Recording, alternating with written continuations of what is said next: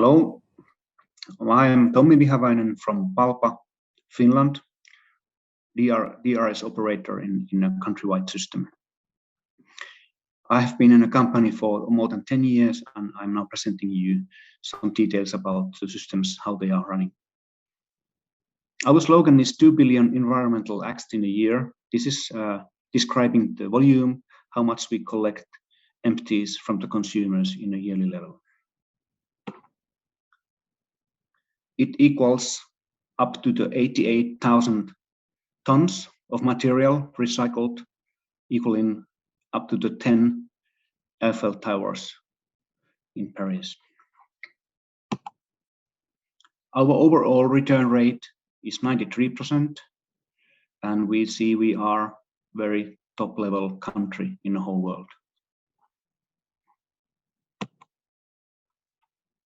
Every person in Finland, the whole population counted, everybody returns 373 bulk packages in a year in 2020.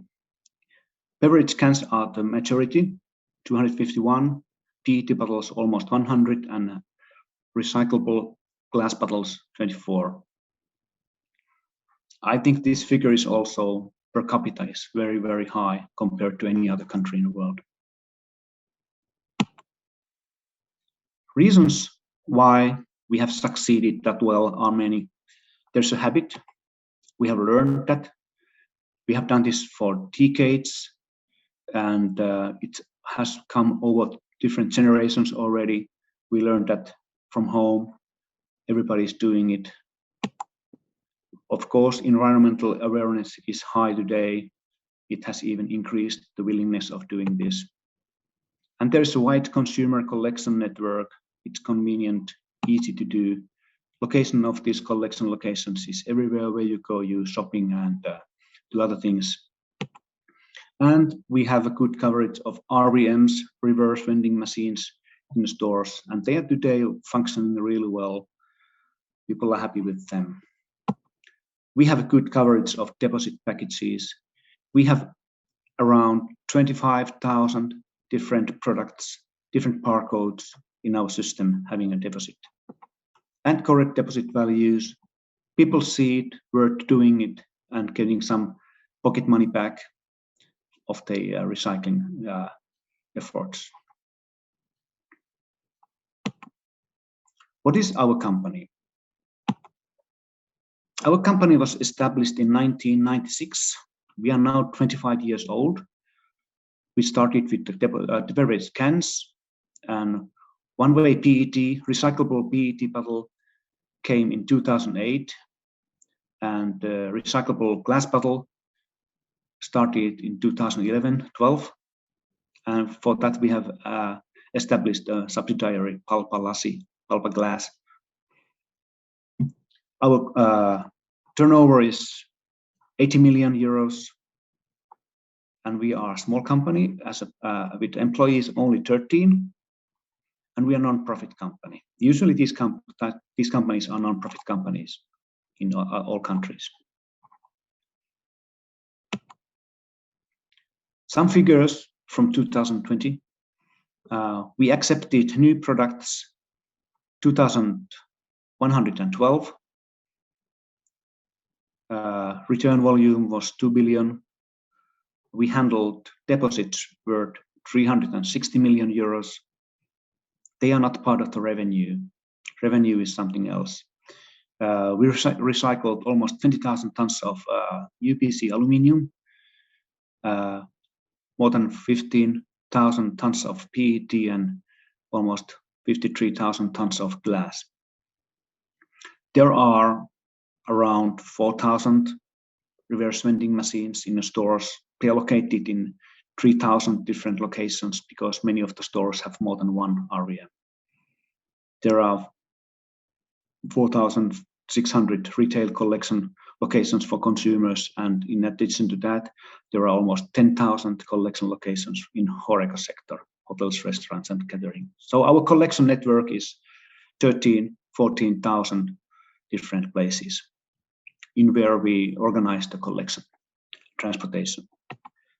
Excuse me. Beverage can Return rate is 94%. Deposit value is always 15 euro cents. The volume was 1.4 billion, and there are almost 3,000 deposit products.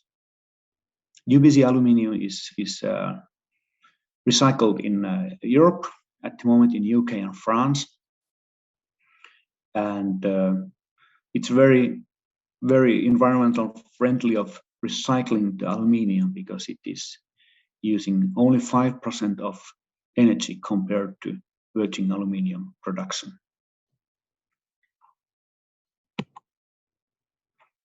PET bottle, plastic bottle return rate was 92%. We have different deposit values depending on size, 10 cents, 20 cents, or 40 cents. 540 million returns and 3,100 deposit products. Clear PET bottles can be recycled to new bottles, bottle to bottle, and other food packages. Colored PET bottles are recycled to raw material of packaging or textile industry. We have steered the material selection so that 93% of the bottles are clear. That we have done through different pricing methods. So we are happy to have it. Almost everything is ready to go to new bottles. Recyclable glass bottle return rate is 87. Deposit value is always 10 cents. Return volume was 134 million and more than 18,000 deposit products. Glass is very, let's say, small volume, but it's heavy. It's lots of tonnage to handle and collect. And again, it's about the same thing as we had with the PET. The clear bottle is very good for the new bottles.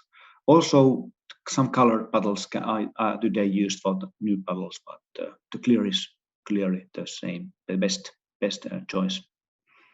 And using recycled glass as a raw material, it is consuming 30% less energy than virgin material.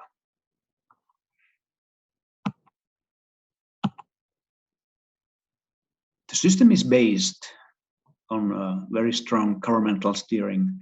There is a tax. It's a beverage packaging tax, which is 51 cents per liter.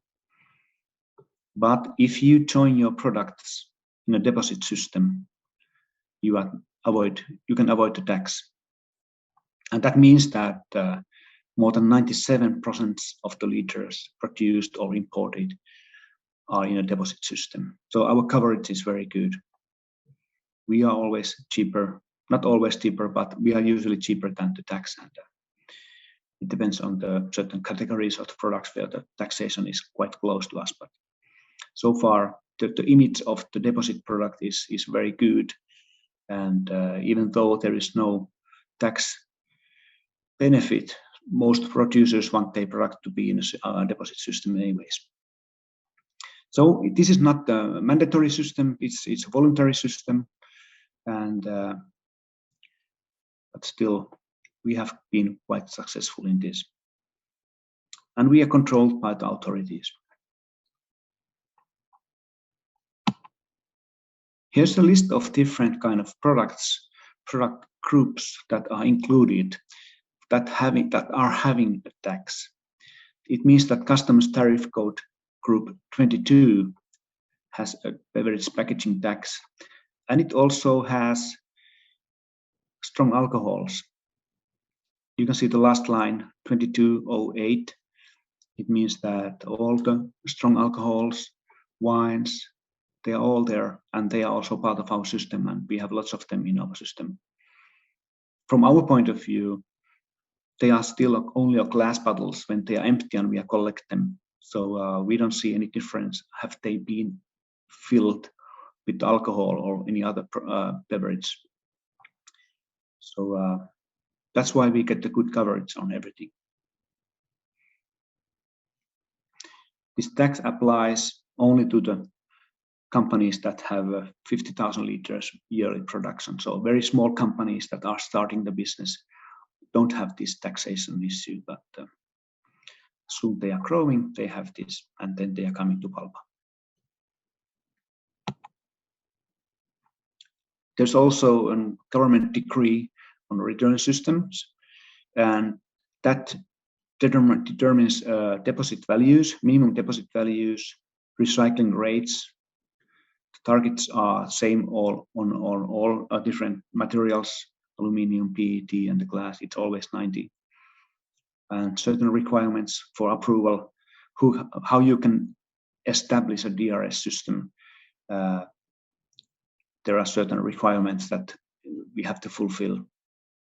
And of course, we have to report certain things on a yearly basis to the authorities that they are controlling that what we are doing and are we doing it according to the rules. This law can be seen as an English version as well. You can see the link down here in the presentation.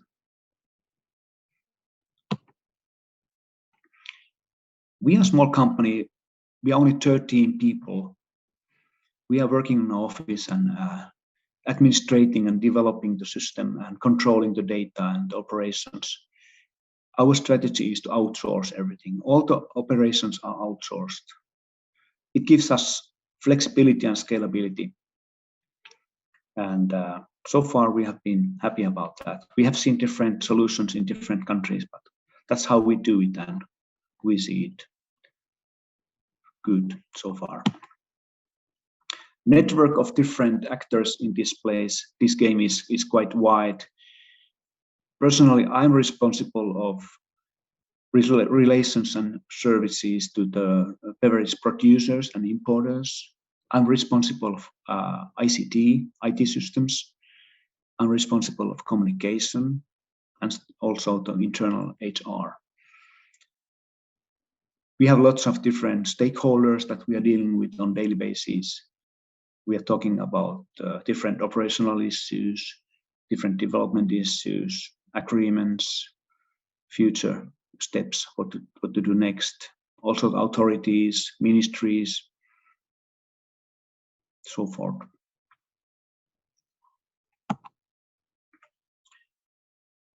The system is based on Barcode on individual product. Everything is identified. When they are applying to our system, we are checking the container. We take care of the material specifications, what kind of materials are accepted. Aluminium can it's quite global as a material, but when we come to the PET bottle, there are lots of different requirements on that, and those we have to control. And we also control the deposit markings and the barcode size. And these new products that are applying in the system, they also have to send samples to the reverse vending machine manufacturers. So they are testing those different new containers. Are they functioning well in the different machines? That is to secure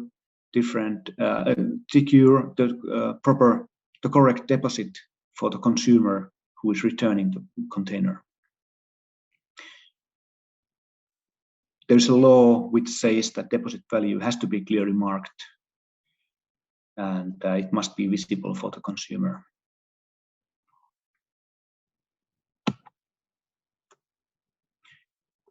Yeah, the recognition of the packages is very important.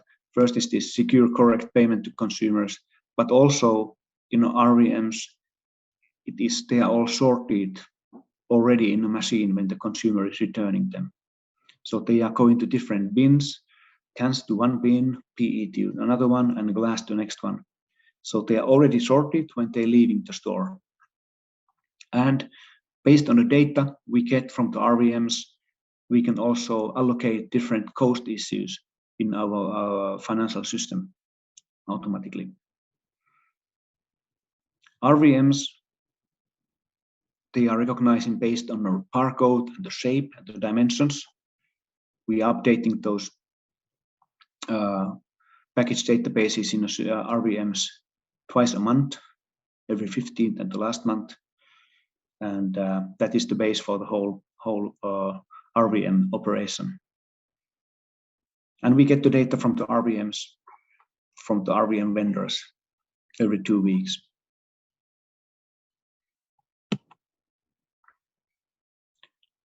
Majority of the system costs are related to handling and of the materials and the logistics. Finland is quite wide country. From the south up to the north is more than 1,000 kilometers, but also there is a low population density, so it means that we have to drive around to collect all these containers back to our operations.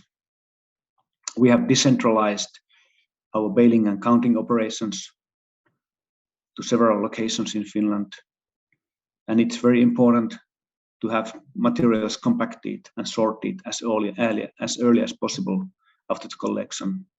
So it's once handled and that's it. Most of the transportation solutions are based on a backhaul.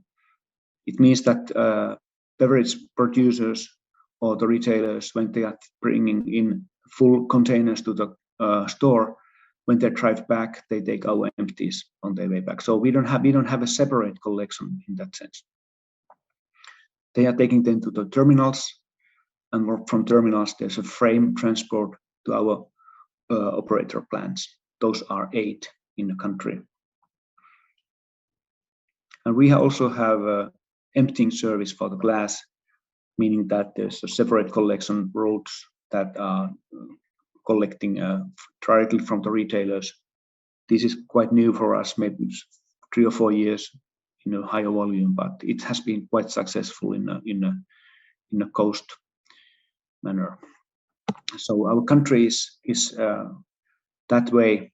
Population is down south and up in the north. Not many people living there, long distances to drive.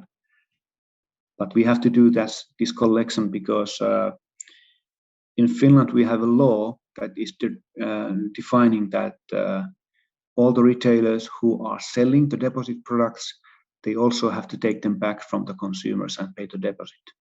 So practically all retailers in Finland, not depending on size or anything, they are all our collection network. Kiosks, gas stations, whatever, and Horeca, different cafes and restaurants also. We have decentralized operator plants. They are more down south. There's one in Oulu, up in the north, in the middle of the country, let's say that way. And baling and compacting and baling is very important for the logistics efficiency. From these operator plants, the material is sent automatically to different locations in Europe, where the materials are recycled. And we usually have more than one buyer for our material. There are 2 reasons. Another one is the price issue. Competition keeps the pricing in a sufficient level, and also to secure deliveries to from our operator plants somewhere, because we have faced a situation in earlier years that we had only one buyer and they went bankruptcy. So we had the problem where to send the material that is coming every day. At this very moment, we are collecting 5.7 million containers per day. So there has to be always a place where to send it.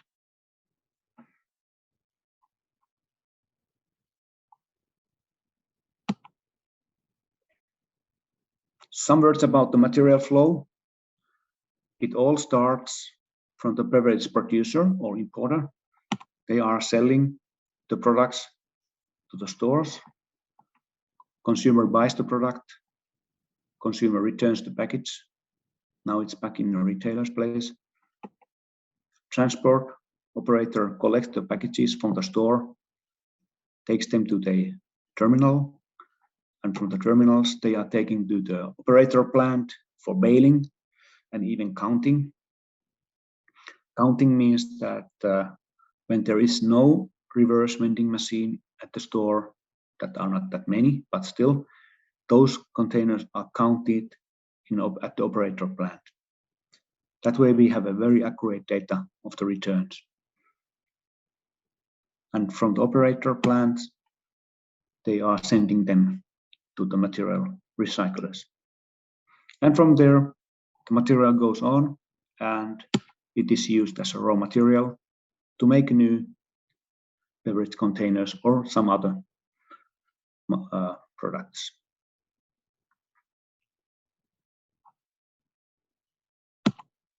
Deposit flow.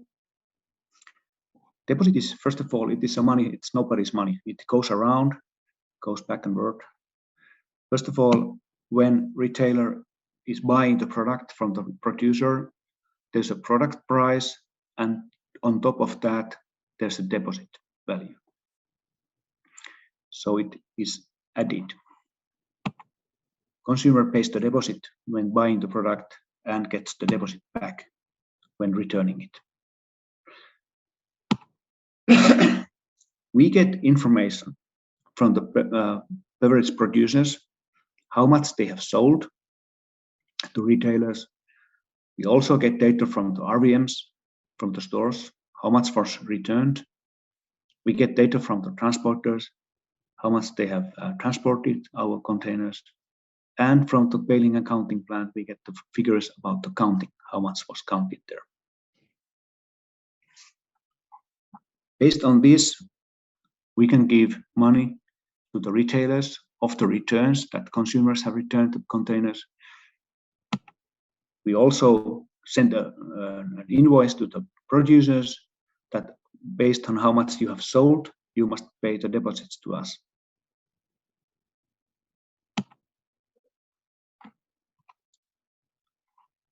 And also from the baling and counting plant, we get the data of the counting, and based on that, we can give the money for the retailers. That I forgot. Financing. It all starts from the product sales, from the producers to the retailers, and that defines the product value. Of course, there's an actual product, but on top of that, there's a recycling fee. The recycling fee is something that Palpa is, as a DRS operator, we are collecting the recycling fee. Our revenues are more or less material sales, unredeemed deposits, and recycling fees. A recycling fee is something that by which we are balancing our profit to the zero. Our other earnings usually are not enough, so we need to have more money to come, and it comes as a recycling fee from the producers. Recycling fee is put on a product price when they sell it to the retailers. That we adjust every year when we are budgeting the next year. And as we are a non-profit company, our fees that we are collecting from our members, or we are paying a handling fee for the retailers, or a transportation fee, a compensation to the transporters, they're all based on real costs. It's not meant to be anyone to earn money on this system. And we have aluminium, we have a PET, we have a glass. They all have their own P&L calculations so that they are not compensating each others. They all have their own price lists, all the recycling fees, and those, they are all separate and counted accurately per product type. And our company is owned by the breweries, main breweries and main retail chains. They don't actually have any financial benefit of being an owner of the company, but they can decide more about the operations that we are doing. They can be part of the discussion and to say their word, but they are not having any financial benefits of being that role. That was my presentation, and we'll have time for questions and answers. So thank you for this.